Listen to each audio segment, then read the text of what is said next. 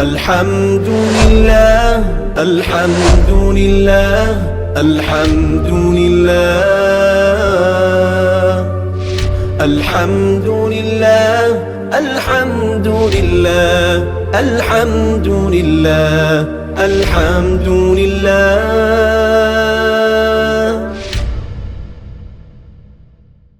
بسم اللہ الرحمن الرحیم. علم الصیغہ کا چوتھا باب ہے ابواب کا بیان. سبق نمبر 9 ہے اور یہ اس باب کا آخری سبق ہے. آج کے سبق کے اندر ہم 3 باب پڑھیں گے: افعیال، افعیلال اور افعیوال. پانچواں باب ہے افعیلال.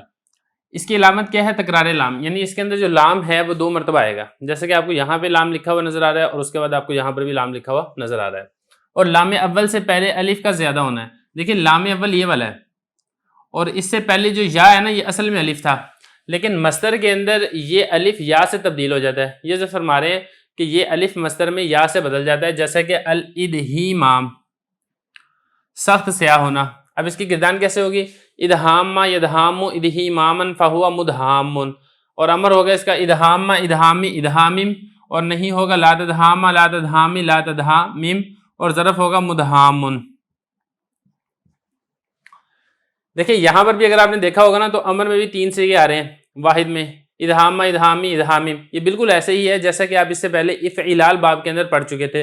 حضرت بھی یہ بتا رہے ہیں کہ اس باب کے صیغوں میں ادغام باب افعیلال کے صیغوں کی طرح سے ہوا ہے، کہ وہاں پر جس طریقے سے 3 صیغوں میں تعلیل ہوئی تھی کہ ہم نے ادغام کر کے اس کے اوپر آخری حرف پر فتح پڑھا تھا، آخری حرف پر کسرہ پڑھا تھا اور فک ادغام کیا تھا، وہ ساری تفصیل میں آپ کو گزشتہ سبق کے اندر بتا چکا ہوں.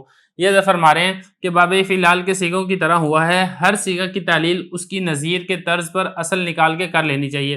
جیسے وہاں پر حروف جوازم داخل ہوئے تھے تو پھر واحد کے صیغوں میں تعلیل ہوئی تھی، اسی طریقے سے یہاں پر بھی حروف جوازم جب داخل ہوں گے یا امر ہوگا یا نہیں ہوگا، یہ لم جازمہ داخل ہوگا اب مضارع کے اوپر، تب بھی یہاں پر اسی طریقے سے تعلیل ہوگی. آگے فرما رہے ہیں کہ ان دونوں بابوں میں زیادہ تر لون و عیب کے معنی آتے ہیں. کون سے 2 بابوں میں؟ ایک تو یہی والا باب ہے افعیلال، اور ایک جو اس سے پہلے والا باب آپ نے پڑھ لیا ہے افعیلال. ان دونوں باب کے اندر یا تو رنگ والا معنی ہوگا یا عیب کا معنی ہوگا، اور یہ دونوں لازم ہوتے ہیں. مطلب یہ کہ ان کا کوئی مفعول نہیں ہوتا کہ جس مفعول کی طرف یہ متعدی ہوں. تو یہ ہم نے ایک باب یہاں تک پڑھ لیا ہے. 2 باب ہیں وہ میں اس کے بعد ذکر کرتا ہوں. چھٹا باب دیکھیں افعیال. اس میں اور گزشتہ باب کے اندر تھوڑا سا فرق ہے. اس میں 2 لام تھے، اس میں 2 لام نہیں ہے بلکہ 2 عین ہے. یہ بتا رہے ہیں کہ اس کی علامت تکرار عین، یعنی عین کلمہ ڈبل ہوگا اور 2 عین کے درمیان واو کا آنا ہے. یہ واو مصدر میں کسرہ ماقبل کے باعث یا سے بدل گیا ہے. دیکھیں ذرا، یہ اصل میں تھا افعیال. یہاں پہ جو یا آپ کو نظر آ رہی ہے یہ اصل میں یا نہیں تھا بلکہ واو تھا. اب دیکھیں واو ساکن ہے، ماقبل مکسور تھا، تو اس کو ہم نے میعاد میزان والے قانون سے یا کے ساتھ تبدیل کر دیا. یہ حضرت فرما رہے ہیں کہ واو مصدر میں ماقبل کسرہ ہونے کی وجہ سے یا سے بدل گیا ہے. جیسے کہ اخشیشان، سخت کھردرا ہونا. اس کی گردان کی اگر ہم بات کریں، اخشوشن یخشوشن اخشیشاشن فہوا مخشوشن، اور امر ہوگا اخشوشن، نہیں ہوگا لا تخشوشن، اور ظرف ہوگا مخشوشن. جیسا کہ یہاں پر بھی وہی بات ہوگی کہ ظرف اور اسی طریقے سے اس کا مفعول دونوں ایک ہی وزن کے اوپر آئیں گے. آگے فرمایا کہ یہ باب اکثر لازم ہوتا ہے، یعنی اس کا مفعول نہیں ہوتا لیکن کبھی کبھی متعدی بھی آ جاتا ہے.